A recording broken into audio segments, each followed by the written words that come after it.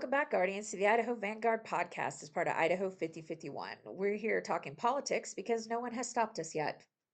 We are bringing you the headlines and the bylines to keep you informed and provide journalism against tyranny. Your hosts today are Lotus Hi. and Pine. And this episode, we're going to talk about fire season in Idaho and the West at large because it's all on fire. Yeah, that's the understatement of the early summer. Yeah, so we're coming into this season in a drought. Yeah. Um, Yeah, so we're just gonna jump right into it, I guess, right? yeah, yeah. All right, so fire season. We all know that fire season is atrocious. But can we expect this year with the cuts to the firefighting budget as well as the forestry service, can we expect it to be any better? No, because Touch not wood thoughts. only did our legislatures cut the budget for the Idaho firefighting wildland fires, the Forest Service has been radically cut, underfunded, and they're trying to remove all the scientists, the guys and women who go out there and predict and protect and strategize about how to mitigate wildfire season. They've all been cut, and fire season has already started. We began the spring in a drought. The spring. We had a very, very light snowpack this year. Yeah, yeah. I mean, if you go anywhere in the state where we normally see like really high flowing rivers in the spring, et cetera, especially even into early summer, Mhm. that's not happening. The Snake River is low, Lucky Peak Dam is low, everything is low, and fire season has already begun. California's already battled some very significant wildfires, and we have had some very significant wildfires and brushland fires already happening in the state. So, Yeah, there was one outside of Mountain Home, if yep, I'm not and mistaken. several families were affected. In fact, our last protest rally just happening this past weekend, we raised donations and drive for food and clothing and stuff for the families who were directly affected. Some of whom completely lost, like quite literally everything. Their entire lives burned in a brush fire caused by high winds, um, moving electrical cords till they touched. So what caused that fire is there was a massive windstorm came through, and two electrical cords, power line Oh cables, my touched one goodness. another and caught a barn and a house and property on fire, and it just spread Oh, because we live in a desert. Here in the Treasure Valley yeah. in southwestern and southeastern Idaho is a desert technically, and it's in a drought. Well, and we live in a desert, as you mentioned. Yep. Obviously, a lot of people forget that. And yes, I know Northern Idaho, don't come for me. I live in the valley, okay? Leave me alone. But Northern don't, Idaho's a drought too. yeah, but they got trees, okay? They forget Those that burn the just rest as of the well. state is desert Yeah. sometimes. Yeah. But don't we as a state have money allocated to this sort of thing? We're supposed to. So traditionally, the annual budget is about $40 million, which is not a lot when you No. consider how much of the state can actually burn. 62% of Idaho is open public land. So that can burn quite easily, especially in a drought. So there was originally an additional 60 million that was to be allocated due to the drought conditions, and they expected a bad fire season. And the Idaho legislature, in its infinite wisdom, said no, and they revoked it. Now, do we know who voted no on that? Yeah, of course we do. Who was it? It was all of the Republicans. Naturally. It Those wasn't rule all of them, excuse servants. me, but it was only Republicans. I do not believe any of the Dems signed on for that. Of course, there's only like 12 of them in the legislature, but You know, they tried their damnedest. so it was they pulled all of that funding, and it wasn't something that the people of Idaho voted to cut funding for, because we all know that we have a fire season, and the Idaho fire season typically begins in like August, September, Mm-hmm. and burns throughout those months, which are the hottest and driest months in the Yeah. state. But fire season has already begun. We've had the wildfires outside Mountain Home. There's been wildfires outside Caldwell just like Mm-hmm. last week, even.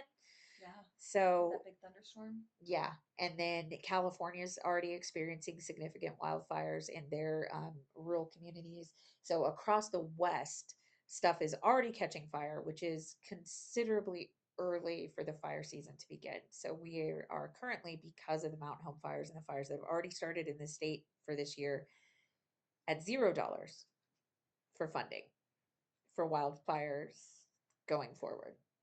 $0. that. And, all of those firefighters who are risking their lives, genuinely risking their lives Yep. to keep people safe, they deserve solid pay. They deserve good pay. And what happens Yeah. when the state runs out of money? Nobody can afford to do that for free. Exactly. So it cuts into our deficit, which we Mm-hmm. currently have a deficit after not having a deficit for many, many, many years. And there is a constitutional amendment in the Idaho State Constitution that states that our budget must be balanced as a state. It's like a constitutional requirement. We are not supposed to be running a deficit. And for many years, we haven't. Well, that is not true anymore, thanks to vouchers that nobody wanted and were directly expressly, expressed by the constituents to say no to. And Yeah. by the way, are just tax breaks going to the ultra wealthy, moderate, and low income families have benefited almost zero from that. So that was one of those things that nobody voted on. And we know that we need the wildfires. But yes, this is going to cause us to be further in debt to pay for. It's also going to require that we declare national emergencies or natural disasters so that we can ask FEMA for support and federal dollars for support. And so part of it is not only are we in a drought, like we do Yeah. live in a desert, which means that our groundwater is fairly limited into what we can actually access, as well as the dams and stuff that we can access for water, for housing, agriculture, all that. We already have one AI data center here in Cuna that is unfortunately operational Not yet. last, It's or not it's quite about to online. be. Yeah, it should be going online before the end of the year, I believe. Yeah, and they've got a proposal for a second one. I think not even 25 miles away from that Yeah. first one. Like Yeah. it's real close out there. How are these AI data centers taking up all of our groundwater going to potentially impact fires in Idaho in the coming years? Well, so an interesting thing about the data centers is they keep building them near water sources. Mm-hmm. So the In one drought in areas. drought areas, so there's one proposed for Weiser, right along the Weiser River. There's one proposed for Pocatello, which they have actually defeated, Go to go Pokey. down along the Snake River down there. And one out in Idaho Falls, they want to build that is going to be along the Idaho Falls and the Snake River and the American River or I think whatever so. whatever it's called over there. And so they build them near water sources so they can take those water sources, right? The one that has been proposed, the absolutely insanely massive one that is literally the size of a city that they want to build out in Utah is right next to the Great Salt Lake, which I'm not sure how that's going to work out for them because salt water is not great for basically anything. It's incredibly corrosive. But yeah, so these data centers are going to come in and suck up this water that should be going to things like, I don't know, agriculture or being kept in our reservoirs, et cetera, to fight wildfires, right? Or A water lot of for your our houses. yeah, a lot of our wildfires are fought using helicopters that take water from Lucky Peak Reservoir, from, Redfish Lake, from all these lakes and water sources so that they can take it and fight the fires. And if it's being depleted because a data center is using it for no good reason to make generative AI video clips, um, then yeah, we're in a bad place. We're in a really bad place. And the data centers and proposals are always near a large water body, and they're always in a rural community that these people assume is not going to fight back. So we're kind of coming at this from a twofold problem where we are in a drought, which means our water resources do need to be really strategically applied to agriculture Mm-hmm. and to, what is going to promote life in this state, which means your lawn is probably not a top priority. Especially if it's not native grasses. Yeah. And we also need to be really cognizant of the fact that fire season has begun. And in a drought year, after we've had a really dry and unseasonably warm winter, we are looking at areas that are typically maybe not as wildfire prone being more prone to being catching on fire. So we have an even larger problem than we would have in a normal year with no budget because we have begun the fire season with $0. That $40 million has already been spent on fighting fires in the state, and it is not even July. The way that these AI data centers take groundwater is very reminiscent to me of the Coca-Cola company in South America over the last 20 some odd years. They did effectively the same thing. They bought land, they bought water rights, and then they stripped all of the local areas of groundwater. And I foresee effectively the same thing happening here. Yeah. Yeah. People For having to fight for it. what amounts to really nothing because AI is not profitable. No, But and most of it's just slop. yeah, and that's yeah. So for you to make an AI slop video of a cat doing, the samba, you're burning water and power and destroying the environment and taking water and power from other pieces of infrastructure for nothing. Yeah. For nothing. Well, so in 2025, it looks like expenses were what for the cost of fire season was 59 million. Is that what we have? Yeah. So 2025 expenses for fire were about $59 million were spent. Um, and about 18 million of that gets recouped in like tax dollars coming back to us for disaster relief, et cetera, and by partnerships with businesses and companies, mining companies, and things like that that use and extract resources from the state. So it ends up coming to about a $40 million price tag that was spent last year. That was 2025, which was not a drought year. No. We have spent that $40 million already. For perspective, 2 years ago, Lucky Peak caught on fire right outside of town, out of Boise, and it was $5.2 million to fight a fire that took 700 acres. The soda fire, which happened a few years ago, which was this massive fire where we ended up rounding up a bunch of BLM Mustangs because they were getting literally burnt to death, etc., cost the Bureau of Land Management $56 million, and it burned 2,000 acres. Might have been more than that. Might have ended up being closer to 4 to 5,000 acres. But it cost $56 million to put that out and deal with the consequences of it. I will remind you that the entire budget for every state park in the state of Idaho is about $5 million. That's for the whole of the state Yeah. parks that is owned by the state land. So we And that's spent not 5 million each. no, that's That's just 5 million 5 million total. across the board to take care of our state parks, Yep. and we spent that on one fire a couple of years, 2 years ago, and things have not gotten cheaper by any stretch of the imagination.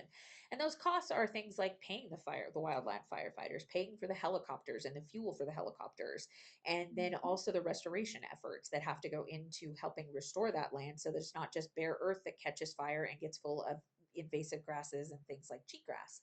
Yep. There's a lot of restoration work that has to be done after the fire, but which also impacts that budget. But a lot of it is just getting it put out costs millions of dollars because it requires manpower and resources and all kinds of things. And in many cases, we have had smoke jumpers and wildland firefighters that come from out of state to fight our fires because they get so big and so huge, and they're in areas that are often really inaccessible. Yeah, yeah. I mean, and with the cost of gas prices right now, with the Oh my cost God. of Jet just fuel? everything going up, being able and being capable of paying those firefighters the wage that they deserve and being able to afford all of the tech and the tools and the safety gear that they deserve to take with them into fighting these fires. Yeah. That adds up. We've got all Very these quickly. tariffs that cost that tracked everything up, and most of them didn't come back down. Well, and helicopters don't run on gasoline, No, they right? run on jet Yeah, fuel, right? I think so. Yeah, jet fuel. But So, and you that add stuff's all of even more that expensive. up. Yeah, Yeah. you just add all of that up, and it just goes up and up and up and up and up. And we have been terrible, terrible stewards of our land. We have been terrible stewards of our planet. Yep. And this is her paying us back in kind until we can I mean, and that's a get really better at it. good conversation to have because we have been terrible stewards, both in terms of climate change and exacerbating climate change. And we in this podcast and in the Idaho Vanguard are not science deniers, okay? Like climate change is real. But also, we have been terrible stewards in the fact that the management of our forest lands has not been good. We have oscillated between clear cut the whole thing and touch nothing, and we have systematically over the last few decades started defunding and restricting and cutting the budget of our Forest Service, making their job even exponentially harder. And we can thank one Russ Fulcher for that because he votes to do that all the time. And he does that because one of his largest donors is the logging associations that come into our state, pull out all of our resources and send them elsewhere. Not building Idaho, but to build elsewhere, to build other things and other companies that are based in other states, right? And sometimes other countries. Um, so when we've been doing all of that, then yeah, there is some real questions about whether or not our forest lands are being managed well. They are Mm-hmm. not, but they're also working with limited resources and even further constricted resources and budget over the last year and a half. So how could they possibly be expected to do the job of managing 62% of the state's landmass when they do not have the tools to do so? And those tools are supposed to be granted to them via Congress and the government, and they're not doing it. And they've Russ Fulcher always votes to cut those tools and funds so that he can be like, see, the federal government can't manage our wildlands. We should absolutely give it back to the state so they can sell it to out of state dark money like they did in the Tetons this past year. So, with all of that heaviness, Yeah. what what kinds of things can Idahoans do about this going forward, aside from maybe volunteering with the Sierra Club or the Conservatory? I can never say Yeah. that word properly. But those are two of the groups that I personally know of that are working really hard to be good stewards of this wonderful state that we live in. Well, you can write your legislatures, and you should. Even Yes. Russ Fulcher, who I'm not convinced can read, um, Someone will read it to him. yes, write to them and talk to them about the fact that a public land should stay in public hands, Yes. and that we should be fully funding our Forest Service. That we should not be making any cuts. We should not be consolidating. We should not be moving their headquarters. We should not be taking park rangers whose job it is to look out for those wildland places and protect them and to spot those fires before they get out of control.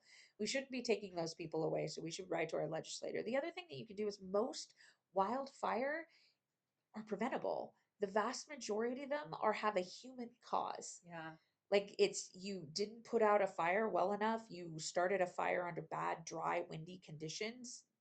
When it is windy, don't start a fire. I know that you're camping and I appreciate that you want to have a fire and roast some marshmallows and all of that, but don't. It's not worth it. Sometimes it's a lit cigarette. A lot of times it's from off-road vehicles traveling over grassland and not being on a roadway and they catch fire to the brush. But the vast majority of wildfires are actually caused by people. So being exceptionally mindful. There was a few years ago, a part of the Boise foothills burned and they burned a cabin down. Mm-hmm. That was caused by a firework. Yep. So you could be a very good American citizen and not set off fireworks that damage the environment, that Mm-hmm. terrify our wildlife, that traumatize our veterans and children and pets, and also cause a lot of wildfires. A lot of wildfires are caused, in fact, by fireworks. I think, in fact, the Lucky Peak fire may have been started by a Yeah. firework, if I And recall. when I was a child, my dad burned the entire back 40 of our property Yeah, because fireworks fell over in the back of his truck and they all went off at once. It yeah. was not a fun time. I, even now as an adult, when I enjoy fireworks, I choose to do it at an event that is sponsored with people that are pyrotechnic Experts. experts. Like, that is their They are job. professionals. The fire department is standing by. Yeah, Because for me, at the end of the day, I would rather have safe fun than risk burning down part of our state. yeah,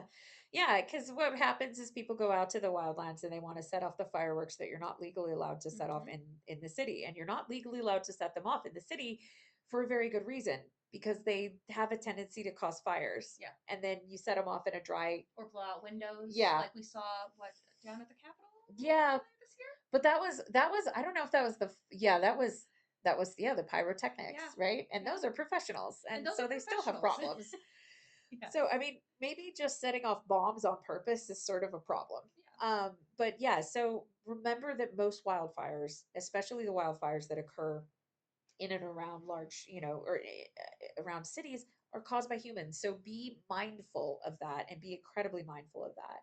and vote accordingly in November, right? Yes. Vote for the people who actually understand that the Forest Service needs funding and that they need people and that park rangers deserve to make a living and deserve to be out there, and that their park rangers are our first line of defense And that in park terms of rangers these things. have knowledge. They have a lot of knowledge. Trust the Forest Service. I'm going to tell you right now that some bureaucrat in DC named Russ Fulcher, who is a Nepo baby and is a real estate developer before he is anything else, doesn't understand how to protect our land and our forest half as well as the park ranger who lives up there. Yep. Like even half, like even a fraction. He does not know what it takes to protect those lands and to use those lands and to make sure that those lands are viable for generations to come. Well, in happier news, Yes, Lotus is going to bring the good vibes. because we got a little hot and heavy, Yeah. emotionally there. So, and some happier news for me. This is the funniest thing. I don't know if any of y'all have looked up videos or pictures of the America 250 fair. It looks like COVID, and I am here for it. It is bad. It is barren, barren. There are dozens of people there. Oh, This dozens. It's like the Hetero Awesome Fest. it is about as well attended Yep. per capita as the Hetero Awesomeness Fest last year, Yep. by one local skid mark. So it is a what is the word, Freudenfuden? Yeah, Yeah, I think that's the word I'm the looking for. getting Yep. is a lot of that, and I highly recommend you look at the videos of the videos taken by someone from the Bulwark, actually, of people just leaving during the regime Führer's speech, Yeah. which was hilarious. Everyone that I saw in the videos looked like they accidentally wandered in, like they're on vacation in DC and they just kind of stumbled into the National Mall and were like, "Oh, what is happening here?" And they just wanted to check it out, but I mean, it is, oh boy, It's it great. it is. It gave me some peace today. That is for sure. Yeah. And my second piece of happy news is that Musk is now just a embarrassed billionaire. He's Yeah. no longer a trillionaire because SpaceX has no validity. Yeah. It has no structure, it has nothing. It's not doing a darn thing. It's not profitable. It is not making a profit. It is not making, I think it might make a small profit, but it is not anywhere near Enough to keep going. enough to, well, without government subsidies, no. And without Tesla propping it up and Starlink propping it up, Mhm. because Musk is actually using his own companies to support his own companies, which is a very interesting shell game. And the math on that is Bad. interesting. Yeah, it's bad. But anyways, yeah, he was a trillionaire for a couple of weeks, and then the valuation of SpaceX stock dropped when people realized that the way that it had been presented as an IPO and the venture capital on it is a gross exaggeration of its actual value and worth. Yep. So that's fun. And AI is on the struggle bus with that as Yep. well. AI is not making any money. Open AI, one of the largest AI companies, it's one of the largest subsidiaries of the largest companies. Nvidia has lost like $21 billion in the last year, despite the fact that they're making, the only thing that is making profit in AI currently is the building of data centers. I just love to see it. I Don't you? know, I know, I do. This thing that no one wants Yeah. is not doing well. Yeah. Good. Well, and but the funny thing about it too is with AI, if they had just kept it to a very specific scope, a lot of people would be supportive Yeah. of it being a thing, except for the fact that it sucks and it's taking people's jobs and it's trying to take away art from people, which art is not art if a human didn't But make those are it. the only people that are actually doing anything with AI, are the people who are doing like the generative AI BS. Like the White House does it all the time. Like Yeah. they're propping AI up on its own. The Yeah. vast majority of people aren't using it. And the companies that invested really heavily in the use of AI in their productions, etc., are finding that they're losing money. Yep. That AI does not provide a return on investment at all, and in fact, it is bad for their profit margins to have fired a bunch of people and tried to replace them with AI. So that's fun.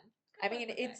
it's really scary for our economy, but I really enjoy it when billionaires get their butt handed to them because their product is terrible for the environment and for humans.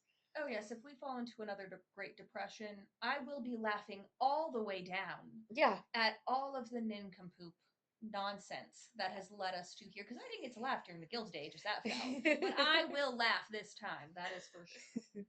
Yeah, wait till I do my deep dive on crypto. You're gonna be really like, whoa. Yes. Yeah. Any other wins? Any other good vibes, Lotus? The last win is actually more of a court win.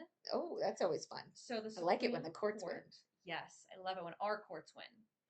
The Supreme Court ballot win is that the Supreme Court handed over a major victory by siding against the GOP and upholding grace periods for mail in ballots. So, ensuring that if you mail in a ballot and it arrives late, it will still be counted as it should be, Yeah. as it has been in perpetuity for quite a while. Yeah, so the rule is that as long as it is postmarked by the date that it is due, then it's considered a valid ballot. Mhm. Just because it gets to the sorting place and then into the ballot, the poll watch or whatever counter late doesn't actually invalidate the ballot. Now, very rare, that is actually a really small percentage of ballots, Yeah. right? Most of the ballots don't actually come in late, but there are some that do, and for a close race it could make a difference. Mhm. And in fact, in California it did, right? At the very beginning of the ballot counting, it looked like the two front runners were going to be Spencer Pratt and Karen Bass, and then it turns out that there's this other gal, Raman is her last name, I believe, who came in like a dark horse and actually like overtook and kicked Spencer Pratt off the ballot, as she should have, because that man had no business. No. None. Like all mediocre white men, he assumes that being moderately, formally famous gives him an opinion that the rest of us should care about. Anyways, so this is a huge win, especially from this Supreme Court. Yes. Now, I will say that it was Roberts, and I forget, I think it wasn't Alito, it was someone else. It was um, two of the conservative judges sided with the more liberal judges side on it. And that is because, like, Roberts, for all of his many, many, many, many flaws, is a very staunch constitutionalist. Yeah. And so every now and again, he actually has a backbone and he stands up for the Constitution. But a mail in ballot is considered valid if it is postmarked that the post office received it the day by the due date, right? Mhm. And then it can still be counted. And this is a big win because this is another way that the GOP and the Republicans are attempting to suppress votes by saying, oh, well, if it's not there by 7 p.m. on that day, then it can't be counted, which ignores the fact that some sorting facilities are operating with not enough people. Most of the mail service is operating with the postal service is operating without enough people, or Mhm. in rural counties, or God forbid, a truck breaks down or something happens and those ballots are actually delayed for some reason through no fault of the individual voters, you know, responsibility. It is on the government to accept those ballots. Like, it was your job to get it there on time and you did not. So it's on you. And the Yep. Supreme Court handed that win. So that's a good one for all of the gerrymandering and all of the other stuff that they are handing down. That is a really strong, solid win on mail in voting. So call your representatives about the fact that Yes. mail in voting should be legal regardless of what your reasoning or circumstances are. The thing that they're attempting to pull with not delivering mail in ballots to people who don't quote unquote qualify is unconstitutional, it's illegal, and it should be morally reprehensible to anyone who believes in truly free and fair elections. Yep. Yeah. Yeah. All right, is that all we got today? That is all I have for you. All right, that's everything we got. If you want to get more involved in protecting our democracy, you can find more information at idaho50501.com. Please subscribe to us on Substack and YouTube and wherever you get your podcasts. If you've got it in your mind to support journalism against tyranny, consider becoming a paid supporter because none of this is free. And I want to be in my day job at some point so I can continue to keep you informed. Remember to build your communities and keep the lives and families destroyed by ICE in your thoughts as we battle the scourge of creeping fascism side by side. Stay informed, Guardians. We'll see you out there. Bye, guys.